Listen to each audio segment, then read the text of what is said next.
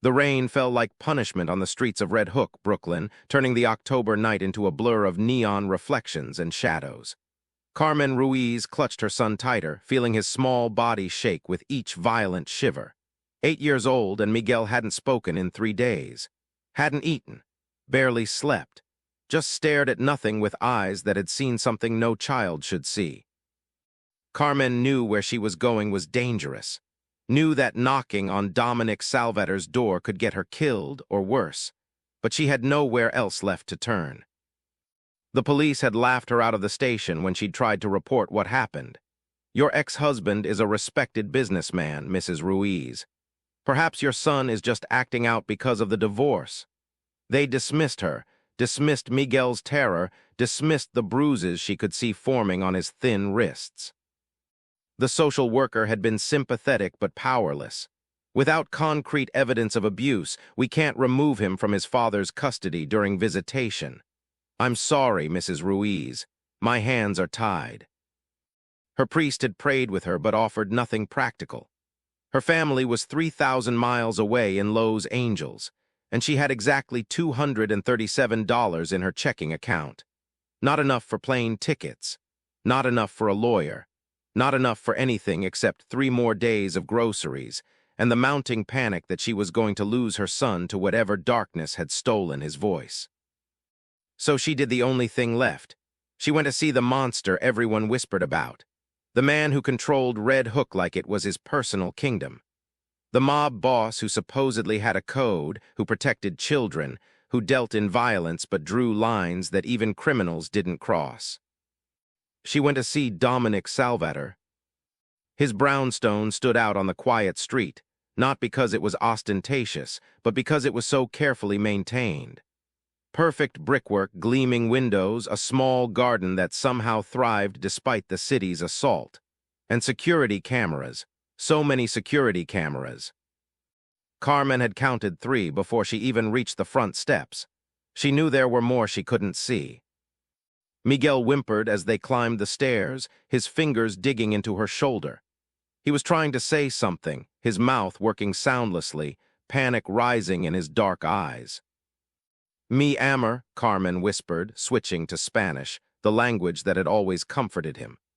I know you're scared, but I need you to be brave for just a little longer. This man, he might be able to help us. He might be the only one who can. Miguel's shaking intensified, but he nodded. Such a brave boy. Her beautiful, brave boy who'd stopped speaking because words couldn't hold whatever horror he'd experienced.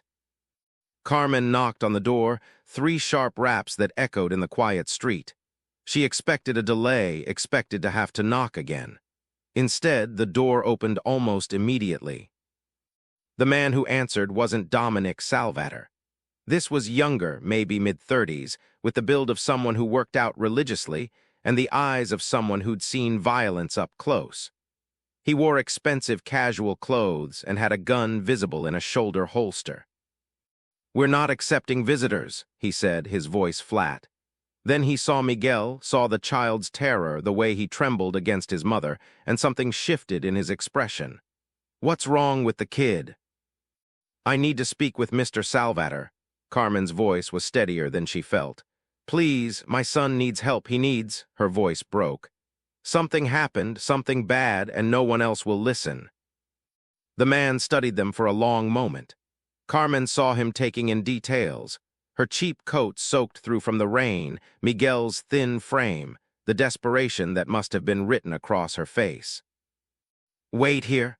He closed the door, but Carmen heard him speaking to someone inside, his voice too low to make out words. 2 minutes passed, then 5. Carmen was about to turn away to accept that even this desperate gambit had failed when the door opened again. This time, a different man stood in the doorway. Older, early 50s, Carmen guessed, with silver threading through dark hair and eyes that assessed her with unnerving intelligence.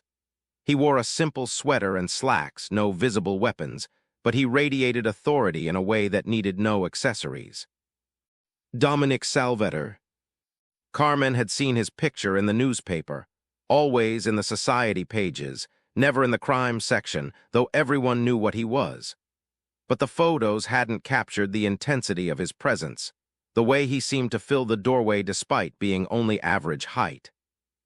"Mrs. Ruiz," he said, and Carmen's surprise must have shown because his lips quirked slightly. "You think I don't know everyone in my neighborhood? You moved here 3 months ago, apartment on Van Brunt Street. You work at the hospital as a nurse's aide. Your ex-husband is Robert Castellano." The name was said with particular weight. "And this is your son, Miguel." "How do you—" "It's my business to know." Dominic's gaze dropped to Miguel, and his expression softened in a way that transformed his face. "Hello, Miguel, my name is Dominic. Do you like hot chocolate?" Miguel's eyes widened slightly, the first real reaction Carmen had seen from him in days beyond terror. He nodded just barely. "Good, come inside, both of you. You're soaked through and we need to talk somewhere warm." Dominic stepped aside, gesturing them in. Carmen hesitated on the threshold. This was the moment of no return. Walk through that door, and she was entering the world of organized crime, of men who solved problems with violence, of debts that might be impossible to repay. But Miguel was shivering in her arms, and she had nowhere else to go. She stepped inside. The interior of the brownstone was beautiful, hardwood floors, art that looked original, furniture that managed to be both expensive and comfortable. But what struck Carmen most was how lived in it felt. Family photos lined the hallway. A pair of children's shoes sat by the door. The smell of something cooking, tomato sauce, garlic, drifted from deeper in the house. "This way," Dominic led them to a study off the main hallway, gesturing to a leather couch. "Sit, I'll get towels and that hot chocolate." He left them alone, and Carmen took the opportunity to look around. The study was clearly Dominic's workspace. A massive desk covered in papers, computer monitors showing what looked like security feeds, bookshelves crammed with everything from business texts to classic literature. But there were also personal touches. Children's drawings pinned to a bulletin board, a photo of a woman who must have been his wife, a Yankees baseball signed by someone famous. This was a man's life, Carmen realized, not just a criminal's den, a father's study, a husband's retreat. Here, Dominic returned carrying towels and a tray with 3 mugs of hot chocolate. He handed one to Miguel, who took it with trembling hands. "Careful, it's hot. I put marshmallows in.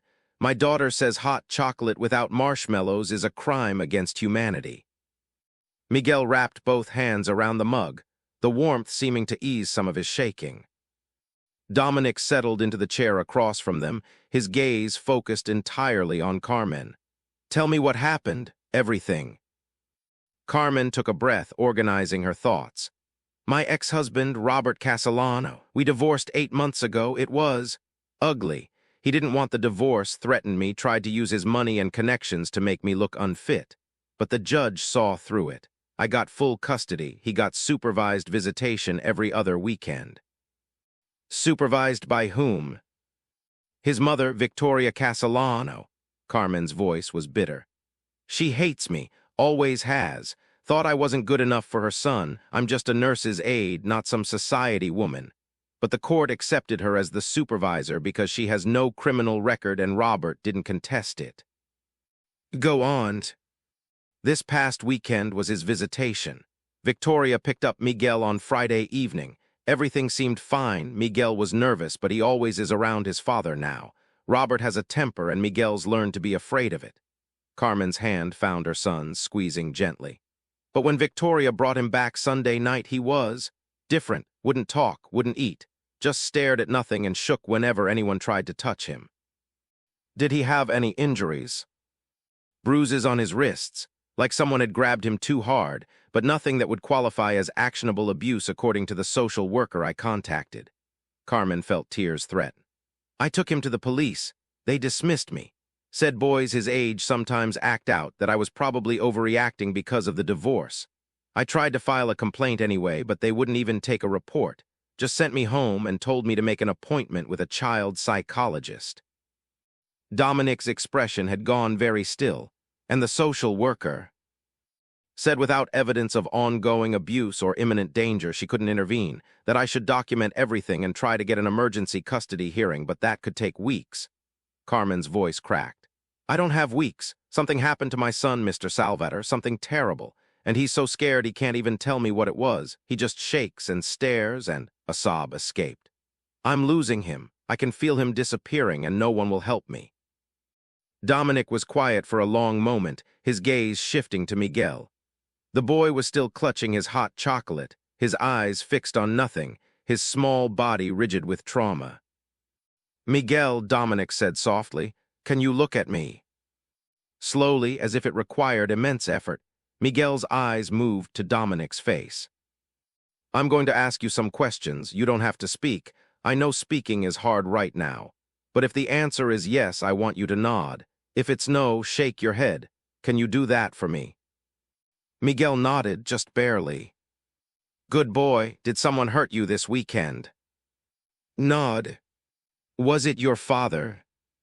Miguel's whole body tensed, but he nodded. Did he hit you? Hesitation, then a shake. Did he do something else that scared you? Nod, violent, desperate nodding. Did he threaten to hurt you or your mother? Nod. Carmen felt ice flood her veins.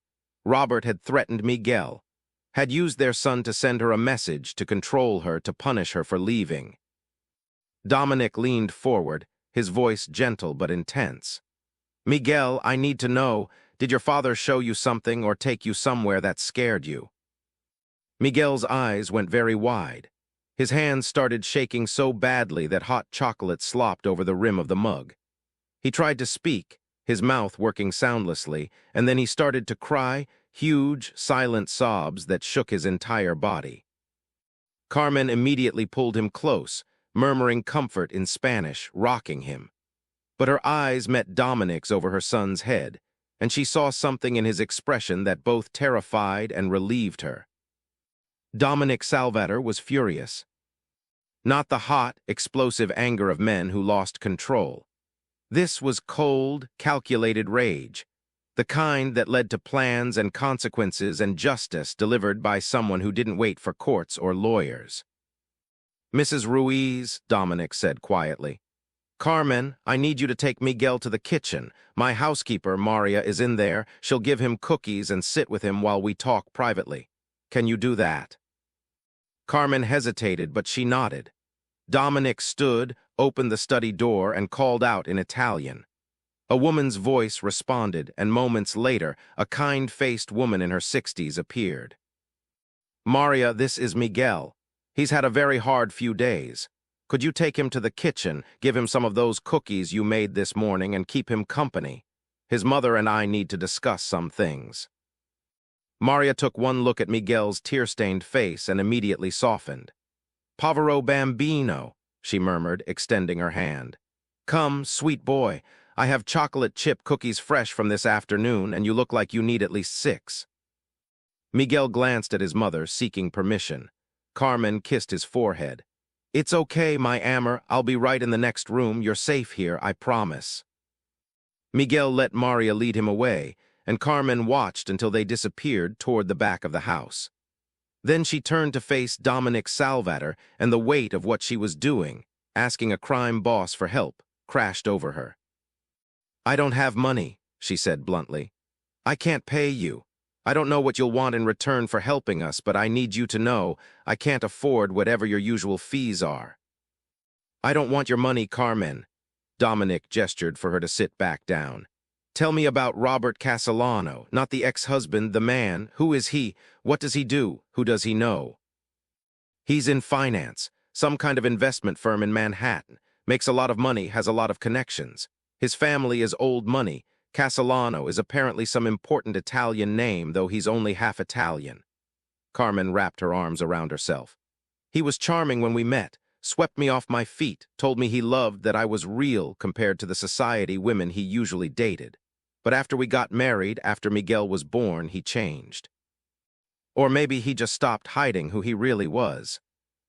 Which was controlling, possessive. He had to know where I was every minute, had to approve what I wore, who I talked to, started isolating me from my family, my friends.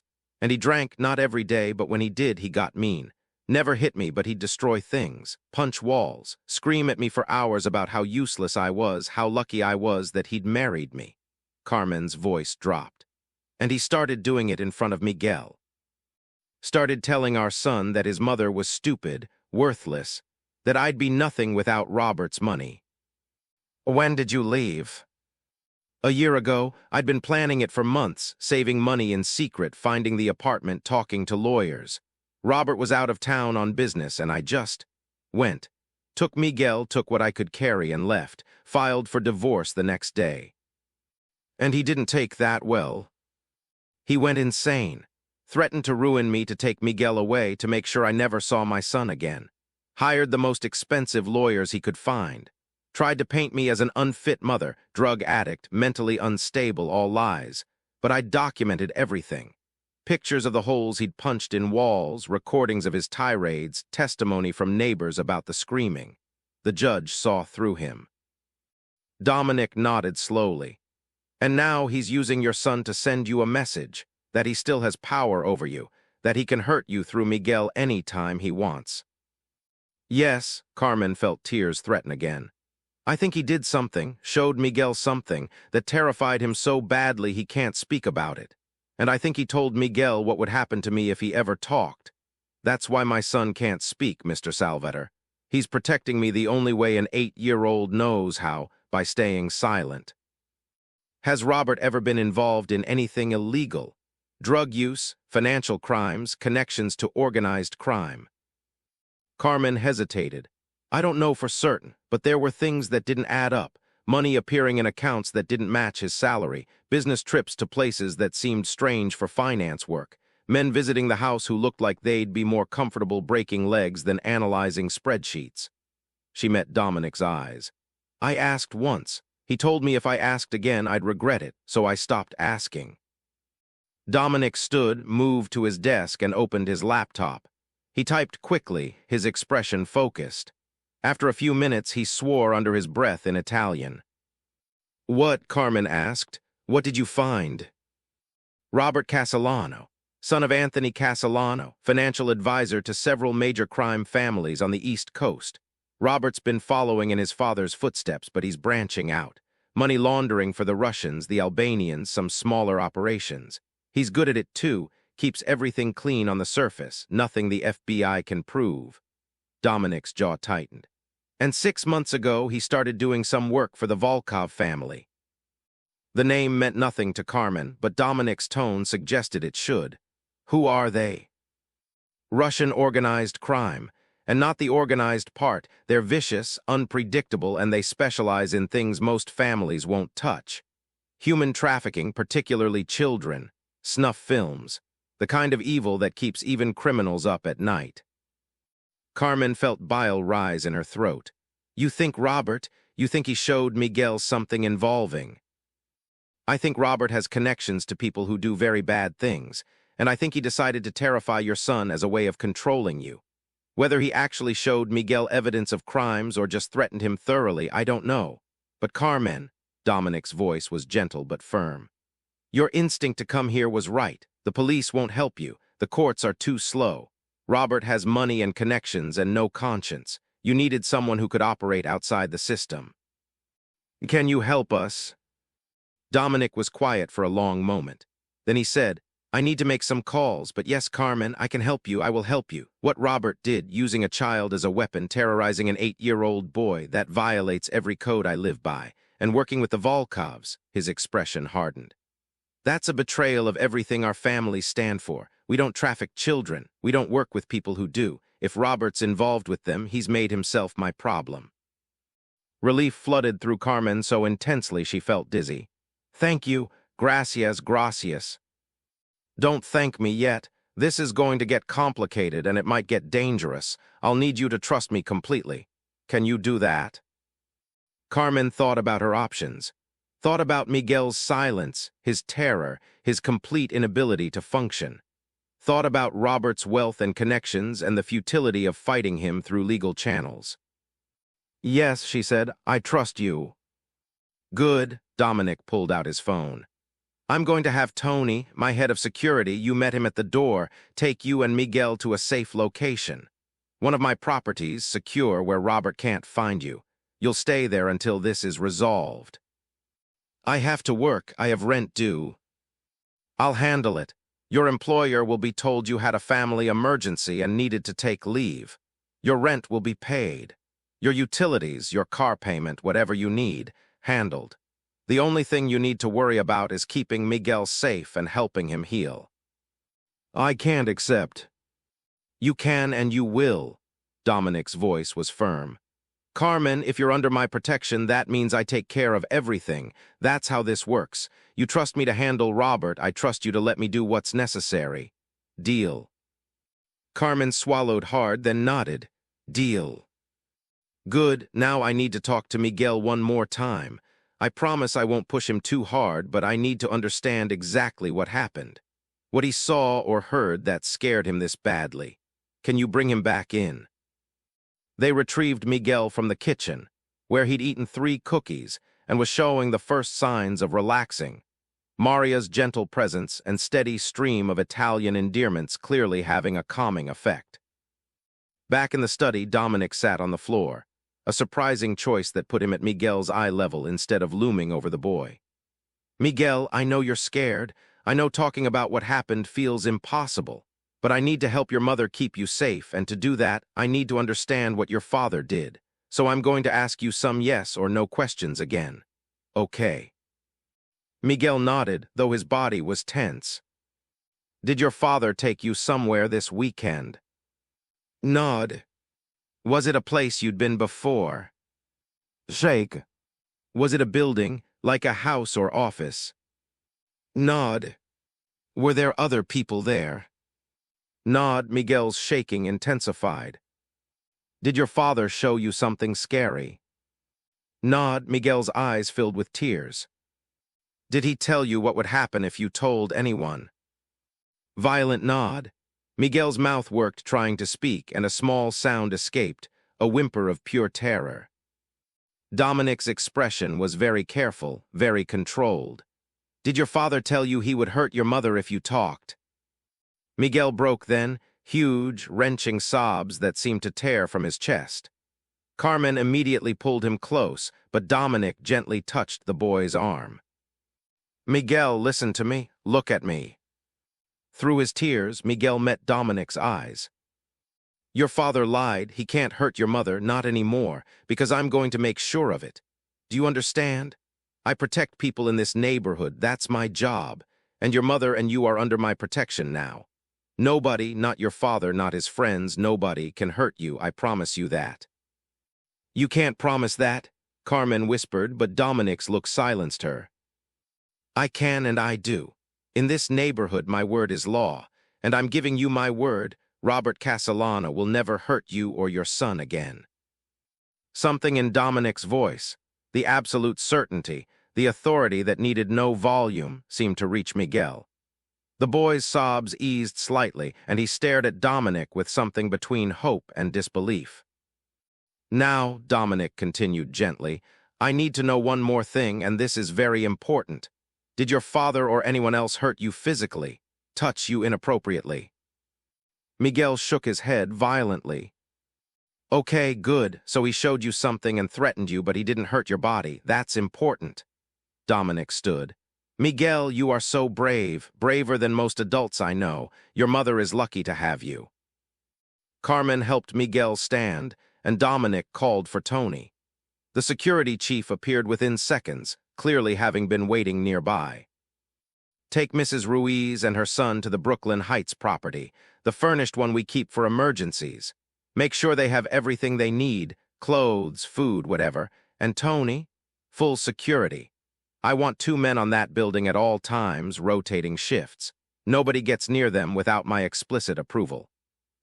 Understood, boss. Tony looked at Carmen. Ma'am, if you'll come with me, we'll get you and your son settled somewhere safe. Carmen stood, but she looked at Dominic. What are you going to do?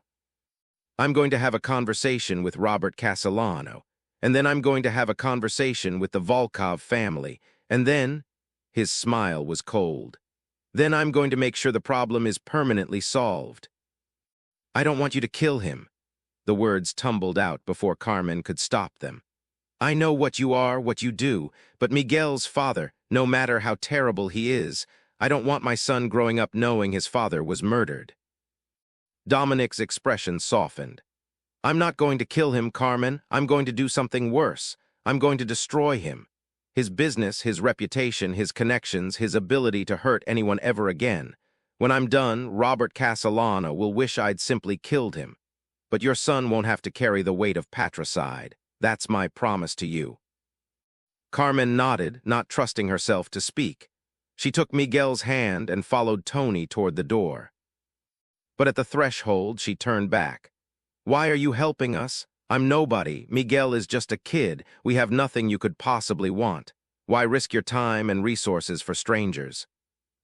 Dominic was silent for a moment. Then he said quietly, I have a daughter, Sophia. She's 9 years old. And if someone ever hurt her the way Robert hurt your son, if someone ever terrorized her so badly she couldn't speak, I would want someone to help my wife protect her. Someone with the power to actually do something instead of just offering thoughts and prayers. His eyes met Carmen's. I'm helping you because it's the right thing to do, and because in my world we have rules. And rule number 1 is, you don't hurt children, ever. Robert broke that rule, now he pays. Carmen felt tears stream down her face. Thank you, she whispered. Whatever happens, thank you. After they left, Dominic stood alone in his study, his mind already planning. Robert Castellano had made 2 critical mistakes. He'd hurt a child, and he'd done it in Dominic's neighborhood. Now Robert would learn that some territories were protected by more than just laws. Some were protected by men who kept the old codes. And Dominic Salvator's code was simple. Protect the innocent, punish the guilty, and never, ever, let harm come to children. Robert Castellano's reckoning was coming. And it would be absolute. Dominic sat at his desk until nearly 3 a.m., phone pressed to his ear, speaking in low Italian to men who specialized in finding information others wanted kept secret. By dawn, he had a clearer picture of Robert Castellano, and it was uglier than he'd expected. Boss, you need to see this. Marco, his second-in-command, entered the study without knocking, carrying a tablet. At 58, Marco had been with the family for 40 years, and his instincts were impeccable. If he looked disturbed, the information was bad. Dominic took the tablet, scrolling through financial records, surveillance photos, email transcripts. His jaw tightened with each page. Castellano's been laundering for the Volkovs for 8 months, Marco said. But that's not the worst of it. 3 weeks ago, he attended a party at one of their properties in Staten Island. Private event, very exclusive, very illegal.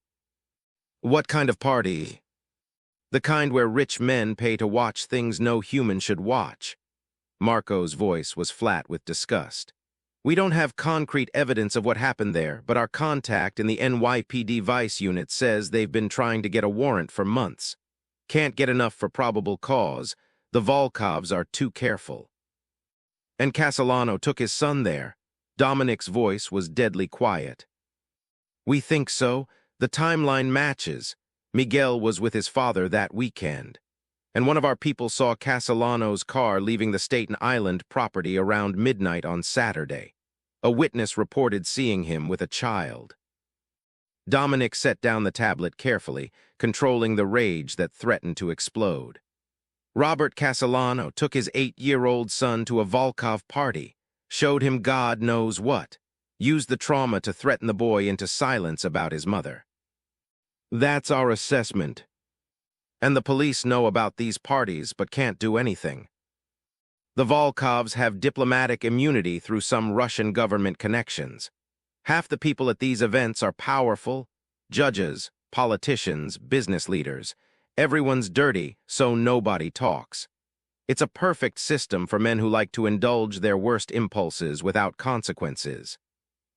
Dominic stood pacing. In his world there were rules, strict, unforgiving rules that separated organized crime from chaos. You didn't involve civilians unnecessarily.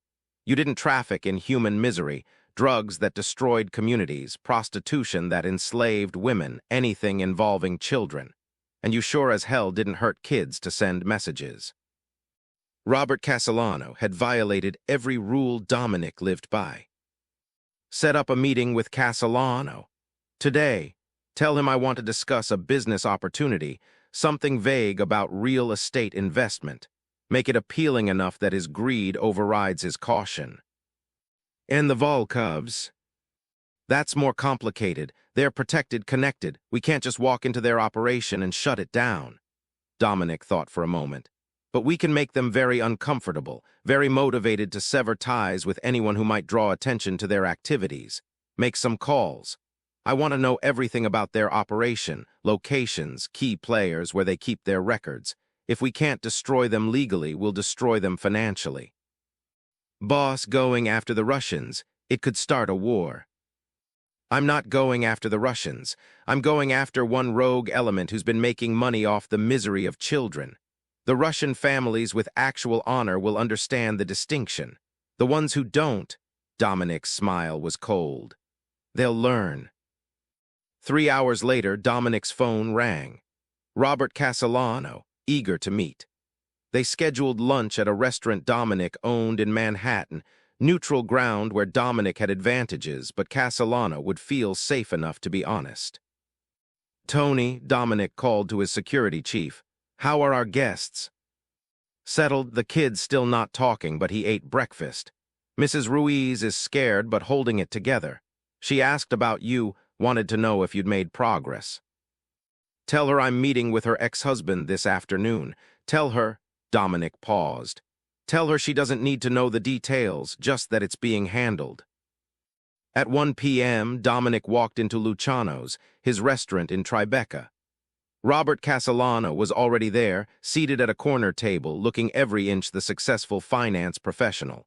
Expensive suit, perfect hair, confidence that came from a lifetime of privilege. He stood when Dominic approached, extending his hand with a smile that didn't reach his eyes. Mr. Salvator, thank you for reaching out. I'm always interested in new investment opportunities. Dominic shook his hand, noting the man's firm grip, the calculation in his eyes. This was a man who saw people as tools, as means to ends. Please call me Dominic. I appreciate you making time on short notice. They ordered, Castellano getting the most expensive items on the menu, showing off, and made small talk about the weather, the stock market, meaningless pleasantries. Dominic let him talk, observing, cataloging weaknesses. Finally, over pasta that Castellano barely touched, Dominic said casually, I understand you do financial consulting, helping people move money efficiently, minimize tax exposure, that sort of thing. Castellano's eyes sharpened. I have some expertise in that area, yes. Why do you ask? I'm looking to diversify my portfolio, move some assets into international markets, particularly Eastern Europe. I heard you have connections in Russia. I have some contacts, yes. Castellano was being careful, trying to figure out how much Dominic knew. But Mr. Salvator, if I may be direct, why would someone like you need someone like me? Surely you have your own financial advisors. I do, but they're limited by their insistence on staying within legal boundaries. I'm told you're more flexible. Castellano smiled, and it was the smile of a predator recognizing another predator. I prefer to think of it as creative problem-solving, but yes, I'm willing to work in gray areas if the client understands the risks. And the rewards? Exactly, Castellano leaned back. What kind of numbers are we talking about? 10 million to start. If things go well, potentially 50 million over the next year. Castellano's eyes widened slightly. This was serious money, even for someone in his business. That's substantial. What kind of returns are you expecting? The usual, 20%, maybe 30% if you're as good as I've heard. But Castellano, Dominic's voice hardened slightly. I need to know I can trust you, that you're smart, careful, not the kind of man who makes reckless decisions that could expose my assets. I've been doing this for 10 years without incident. My record speaks for itself. Does it because I've been hearing some concerning things, that you've been working with the Volkov family, that you attended some of their private events? Castellano's expression went very carefully neutral. I'm not sure what you're referring to. Don't play stupid. It's insulting to both of us. Dominic leaned forward. The Volkovs are radioactive right now. The FBI is watching them, and anyone associated with them is going to get caught in the crossfire when they go down. So I need to know, are you smart enough to cut ties before that happens, or are you the kind of man who lets greed override common sense? Castellano was quiet for a long moment, assessing. The Volkovs are lucrative clients, but I'm not stupid. If they become a liability, I'll adjust accordingly. Good, because I don't work with men who can't control their impulses. Men who make decisions that put my interests at risk. Dominic paused. I also heard you recently got divorced. Messy situation. Kids involved. Castellano's expression flickered, just for a second, surprise and something darker. That's personal. It has nothing to do with my business. Everything is connected, Robert. Personal problems become professional problems. A man going through a difficult divorce might make poor choices, might take risks he wouldn't normally take, might do things that show seriously flawed judgment. What are you suggesting? I'm suggesting that I need to know the men I work with are stable, in control, not the type to do something stupid out of spite or emotion. Dominic's eyes were cold. For example, a man who would use his own child as a weapon against his ex-wife.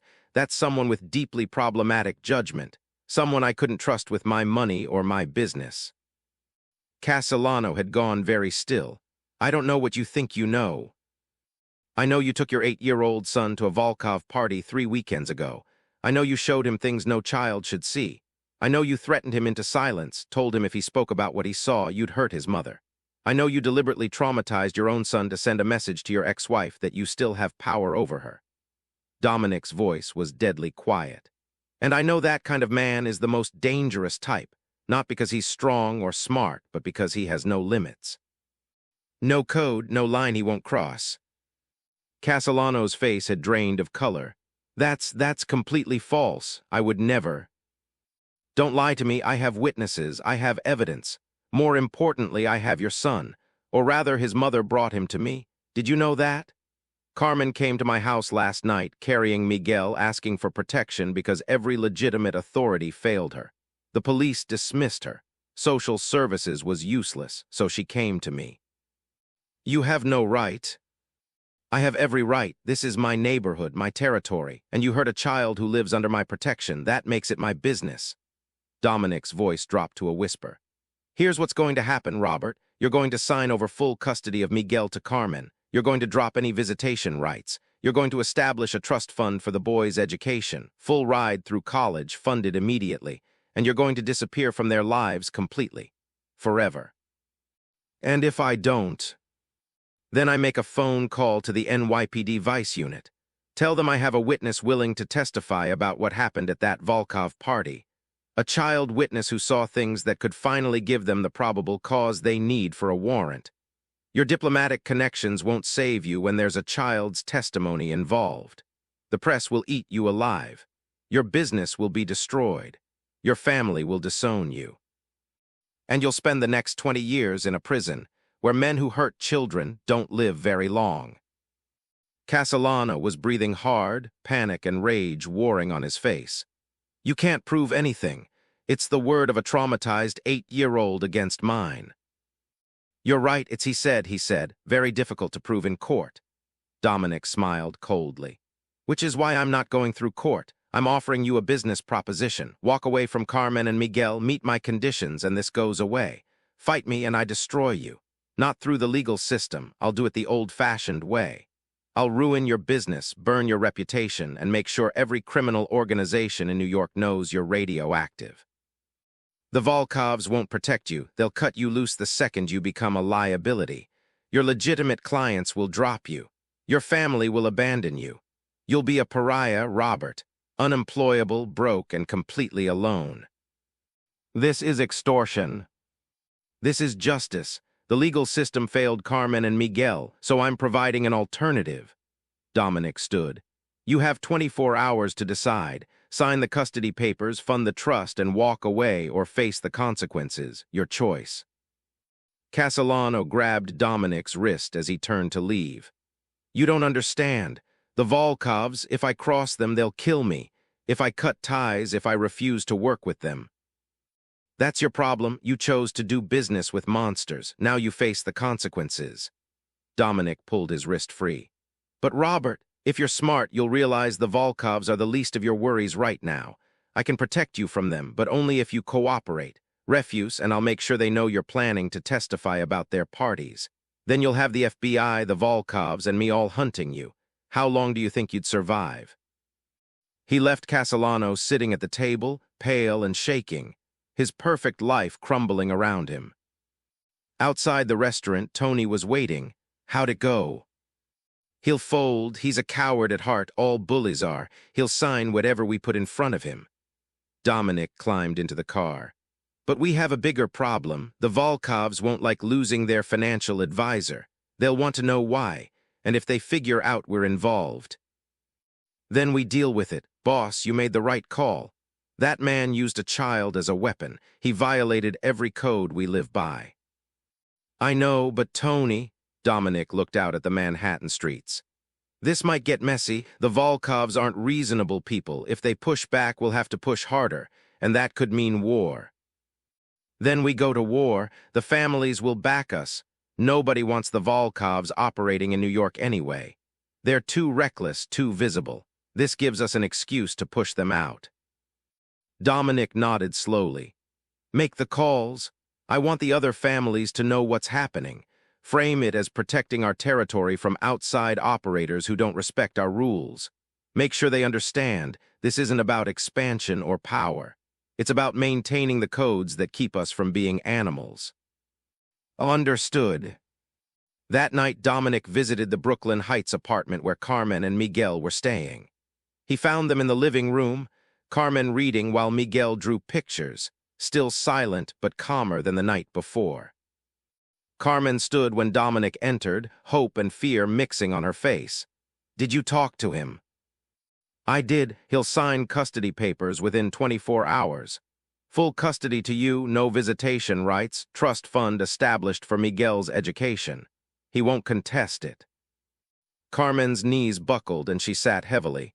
How did you make him agree? I convinced him it was in his best interest. Let's leave it at that. Dominic moved to where Miguel was drawing. May I see? Miguel hesitated, then slid the paper over.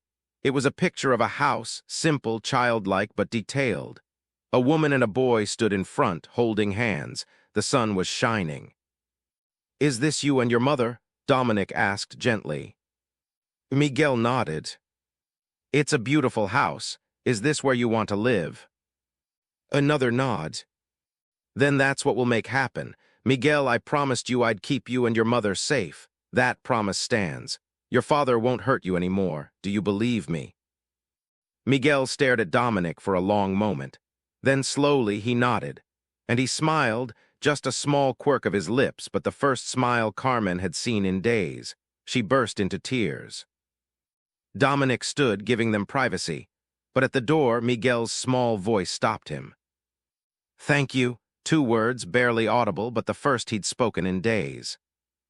Dominic turned, seeing the boy who'd found his voice again. You're welcome, Miguel. You're very brave. Your mother is lucky to have you. Outside the apartment, Dominic allowed himself a moment of satisfaction. 1 child saved, 1 family protected, 1 monster neutralized. But the work wasn't done. The Volkovs still operated, still hurt children, still polluted his city with their evil. That would have to be addressed. And soon. Robert Castellano signed the papers at 9 a.m. the next morning, his hands shaking as he relinquished all parental rights to Miguel. His lawyer, a sharp-eyed woman named Patricia Chen, had tried to talk him out of it, arguing that he was giving away too much, that the terms were absurdly one-sided. But Robert had signed anyway, his face pale, his eyes darting to the door like he expected something terrible to burst through at any moment. He'd also funded the trust, $2 million, enough to pay for Miguel's education through graduate school, and then some. Dominic watched the money transfer confirm on his phone and nodded to his lawyer.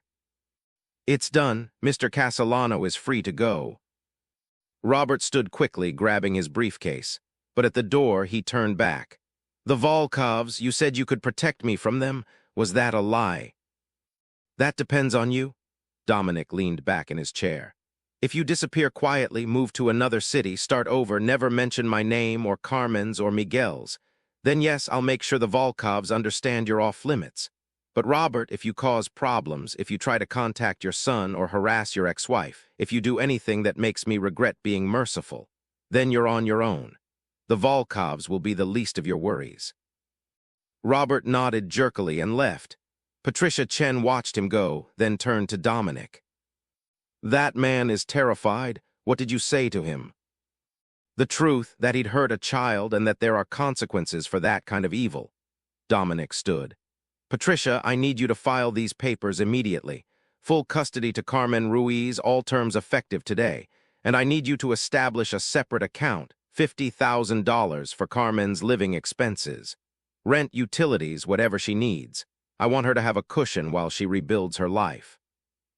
"Dominic, you're a good man, pretending to be a bad one." "I'm a bad man trying to do good things. There's a difference." He smiled without humor. "How's your daughter, by the way? Sophie, right? She's applying to Columbia." "She is, thank you for asking." Patricia's expression softened. "You know, when I started working for you, I thought I was representing organized crime, and I am. But you operate by a code most legitimate businessmen don't have. You protect people who can't protect themselves. That's rare." "It's necessary. Someone has to maintain order. Might as well be people who understand what real evil looks like." Dominic gathered his papers. "Get those filings done. And Patricia, send Carmen a letter explaining the trust and the living expenses. Make sure she understands she doesn't have to work 3 jobs anymore. She can focus on her son healing." After Patricia left, Dominic made a call to Marco. "Status on the Volkovs." "They're upset. Castellano hasn't shown up to their scheduled meetings. They've been trying to reach him, but he's not answering. They know something happened, but they don't know what." "Good, keep them uncertain.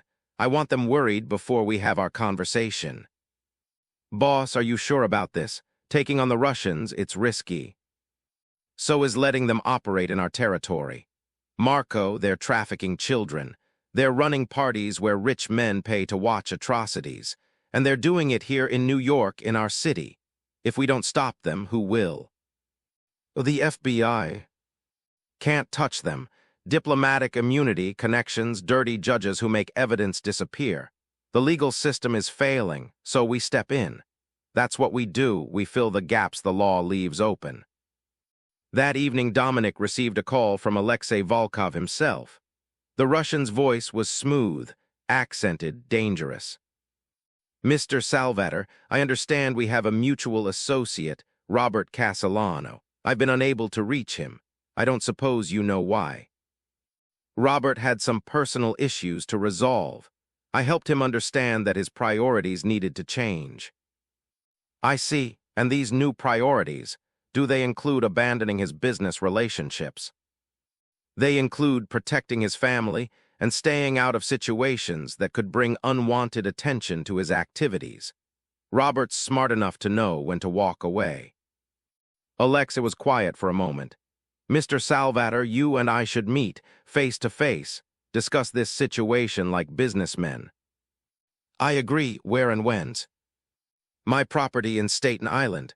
Tomorrow evening, 8 p.m. Come alone." "I'll bring 2 men. You can have the same. Anything more, and we're not having a business meeting, we're having a standoff." Alexei laughed, a cold sound. "Very well. Tomorrow, 8 p.m. Don't be late, Mr. Salvator. I'm a man who values punctuality." After hanging up, Dominic called Tony and Marco. "We're meeting the Volkovs tomorrow night. Staten Island property, the same place where Robert took Miguel. I want full surveillance before we arrive. I want to know every entrance, every exit, every person on that property. And I want backup positioned nearby. If this goes south, I want overwhelming force ready to respond. You think they'll try something? Tony asked. I think they're unpredictable, vicious, and not used to being challenged. So yes, I think there's a good chance this turns violent, but we're going anyway because someone has to tell these people that New York has rules. And rule number 1 is, don't hurt children. The next night, Dominic arrived at the Volkov property with Tony and Marco. The estate was massive, 15 acres on Staten Island's North Shore, hidden behind high walls and extensive security. As they drove through the gate, Dominic counted cameras, guards, defensive positions. This wasn't a home. It was a fortress. They were led to a study that looked like it belonged in a Russian palace. Ornate furniture, gold fixtures, artwork that was probably stolen from museums. Alexei Volkov sat behind a massive desk, flanked by 2 men who looked like they crushed rocks for fun. Alexei was younger than Dominic expected. Maybe 40, handsome in a severe way, dressed in an expensive suit that couldn't hide the predator underneath.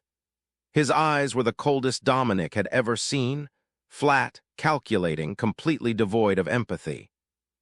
Mr. Salvetter, thank you for coming. Alexei gestured to chairs across from his desk. Drink, I have excellent vodka. I'm fine, thank you. Straight to business then, I like that. Alexei leaned back. You've interfered with one of my associates. Robert Castellano was providing valuable services. His sudden unwillingness to work with me is inconvenient. Robert made poor decisions that exposed him to legal liability. I advised him to correct those decisions. That's all. Is it because I'm hearing that you threatened him, that you forced him to sign away his parental rights, that you used your influence to destroy a relationship that was beneficial to my business? I protected a child from a man who was using him as a weapon. If that interfered with your business, perhaps you should reevaluate what business you're in. Alexei's smile was shark-like. Bold words, but Mr. Salvetter, you're in my home, surrounded by my men. Perhaps boldness is unwise in this moment. Perhaps threatening me is unwise, Dominic countered. I came here to have a conversation, not to be intimidated. If you'd prefer violence, we can arrange that, but I promise you won't like the outcome. You think you can threaten me? Alexei leaned forward. You're an old-world crime boss operating in a changing world. I have connections you can't imagine, protection you can't touch, resources that dwarf your little Brooklyn operation. What makes you think you can challenge me? Because I have something you don't, legitimacy in this city. The other families respect me because I operate by codes, because I keep my word, because I don't cross lines that turn us into animals. You, Alexei Volkov, are an animal. You traffic in human misery. You hurt children for profit. That makes you an enemy to every legitimate criminal operation in New York. Legitimate criminal, Alexei laughed. That's an oxymoron, Mr. Salvetter. Is it? I run businesses that employ thousands of people. I invest in my community. I keep order in neighborhoods where the police are overwhelmed or corrupt. I have rules and I enforce them. You, on the other hand, operate like a rabid dog, all appetite, no control. And rabid dogs get put down. Alexei's expression hardened. You're making a mistake, a very, very expensive mistake. Then make me pay for it. Try to retaliate against me and see what happens. I have alliances you can't break and resources you can't match. The NYPD might not be able to touch you because of diplomatic immunity, but I operate outside that system. I can hurt you in ways the law can't. What do you want, Salvetter? I want you and your operation out of New York. Close your Staten Island property. Stop running your parties. Sever your ties to people like Robert Castellano. Take your sick business somewhere else. And if I refuse, then I make it my mission to destroy you. I'll expose your operation to every media outlet in the city. I'll feed information to the FBI that they can't ignore, evidence of trafficking, of exploitation, of things so heinous that even corrupt judges won't be able to bury it. I'll make you too toxic to ignore. And then, Alexei, your diplomatic immunity won't save you. Your connections won't save you. You'll be arrested, extradited, tried for crimes that carry life sentences. Alexei stared at Dominic for a long moment. Then he smiled. You're bluffing, you don't have evidence. Don't I? 3 weeks ago, Robert Castellano brought his 8-year-old son to one of your parties. That child saw things, terrible things, things he'll remember for the rest of his life, things he can testify about. The word of a traumatized child against mine. No prosecutor would take that case. Maybe not, but the press would love it. Russian diplomat accused of child exploitation. Imagine that headline. Imagine the protests, the pressure on the Russian government to revoke your immunity, the scrutiny on everyone you've ever worked with. You'd be radioactive, Alexei. Unemployable. A liability to everyone you know. Alexei's jaw tightened. You're playing a dangerous game. I'm enforcing the rules of my city.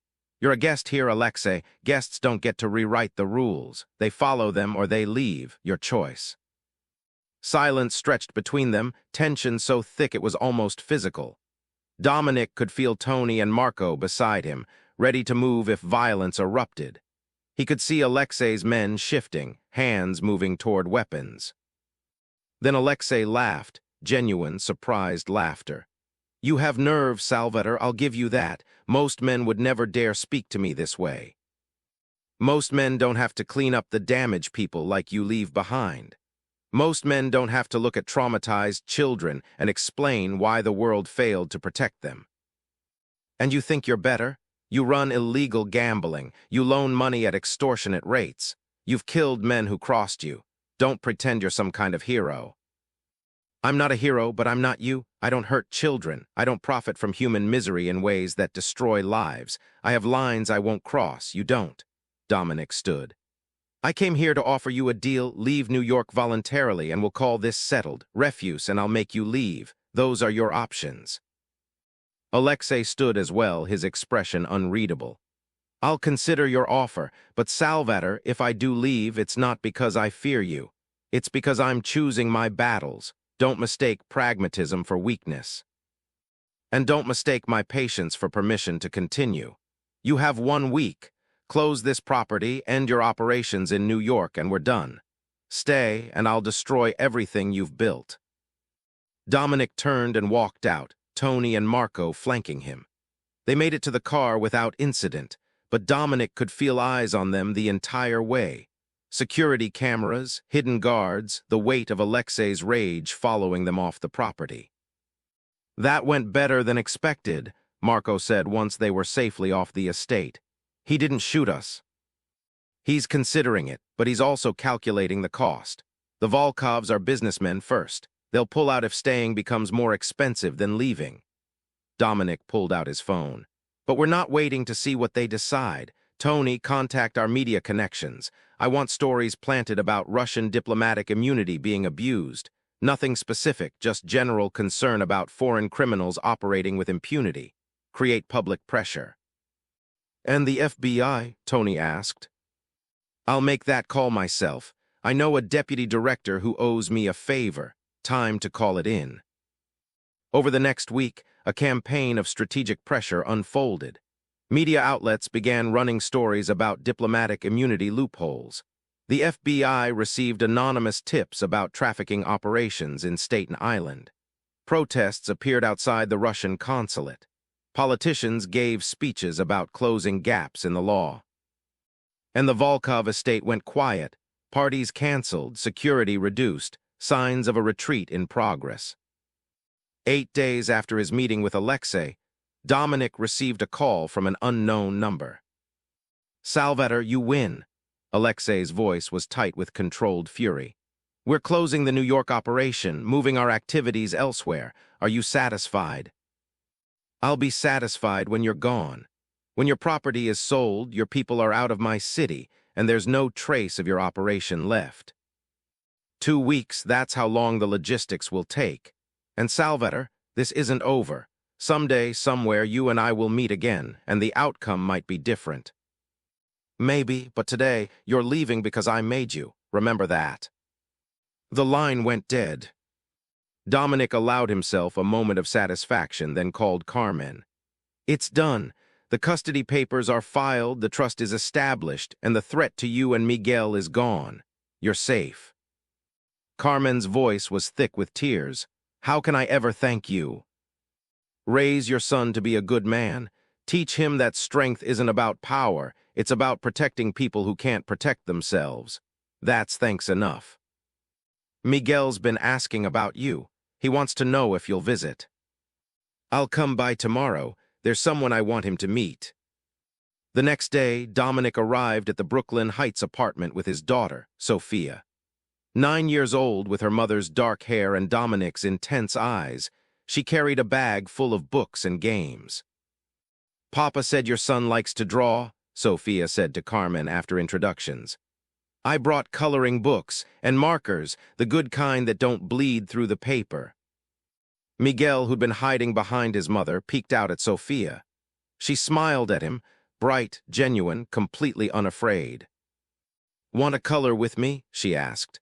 I'm working on a dragon, but dragons are hard. Maybe you could help. Slowly, Miguel nodded. He followed Sophia to the living room, where she spread out supplies with the efficient organization of someone used to being in charge. Dominic watched them settle in, then turned to Carmen. How is he? Better, he's talking more, still not a lot, but sentences instead of single words. He sleeps through the night now, eats. He even laughed yesterday when I told him a joke. Carmen's eyes filled with tears. You gave me my son back, Mr. Salvator. I can never repay that. You don't have to. Seeing him healing, that's payment enough. Dominic handed her an envelope. Patricia should have sent you the details, but this confirms everything. Full custody, trust fund, living expenses covered for the next year. Use it to get on your feet. Maybe go back to school. I know you wanted to be a registered nurse, not just an aide. I can't accept. You can and you will. Carmen, you were brave enough to knock on my door when everyone else failed you.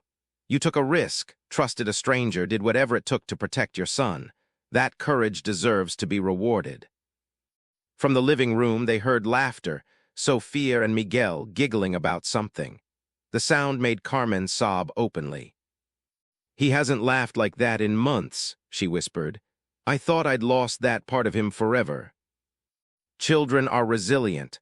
With love and safety and time, they heal. Dominic touched her shoulder gently. You did the right thing, Carmen, coming to me, trusting your instincts, refusing to give up.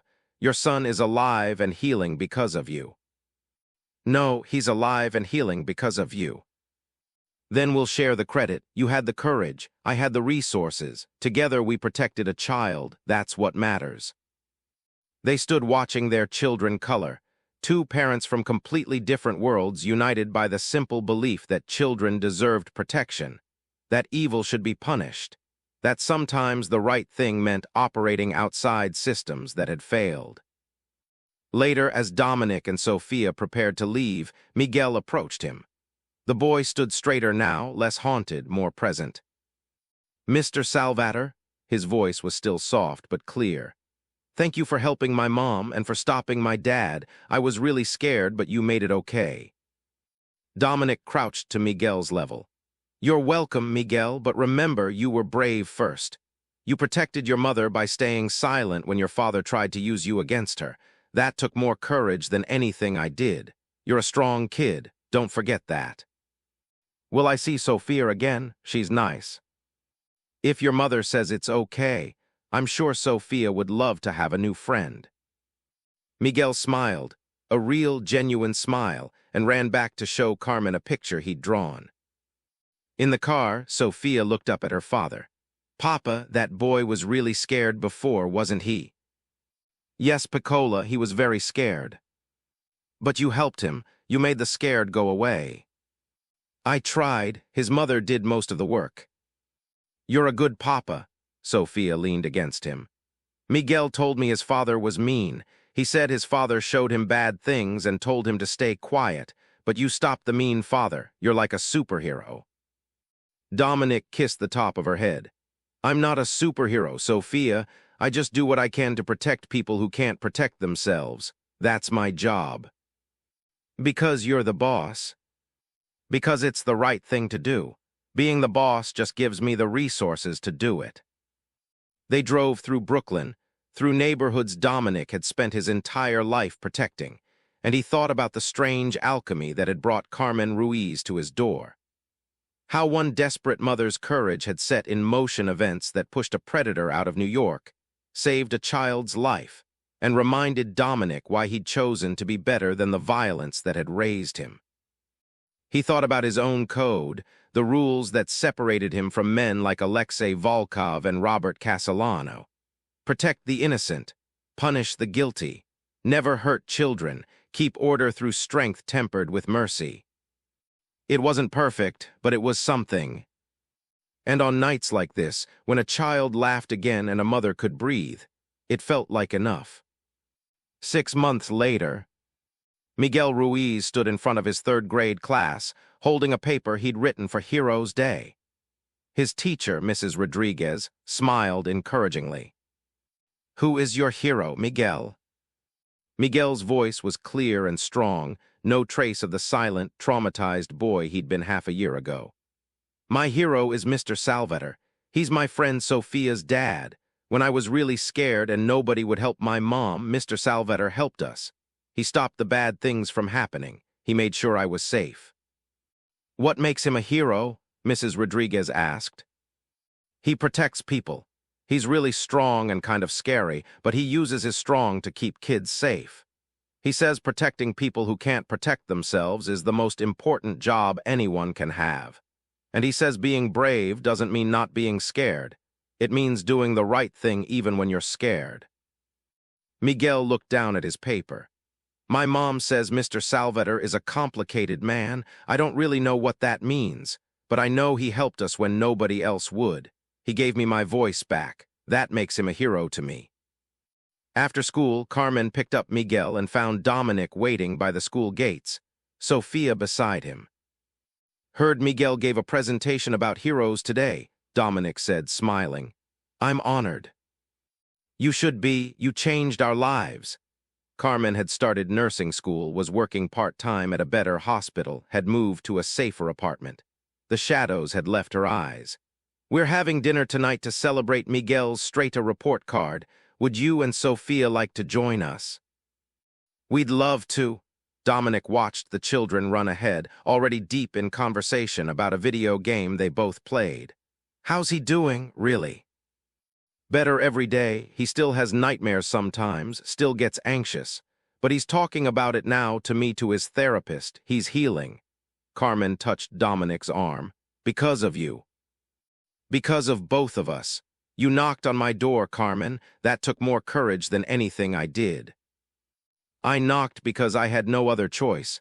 You helped because it was right. There's a difference." They walked together toward the restaurant, watching their children laugh and play, and Dominic felt the weight he always carried. The burden of his position, his choices, his past, eased slightly. This was why he did what he did, why he maintained the old codes even as the world around him changed, why he drew lines and enforced them with whatever force necessary. Because sometimes the system failed, and when it did, someone had to stand in the gap. Someone had to answer when desperate mothers knocked on doors in the rain, carrying silent, shaking children. Someone had to be the last resort when all other resorts had failed. Dominic Salvetor was that someone. And he'd keep being that someone, for as long as he had breath and strength and the power to make a difference. It wasn't a perfect solution, but it was his solution. And on days like today, when a healed child ran ahead with his daughter, laughing about dragons and video games and the simple joys of being 9 years old, it felt like the right solution. Maybe even the only solution that mattered.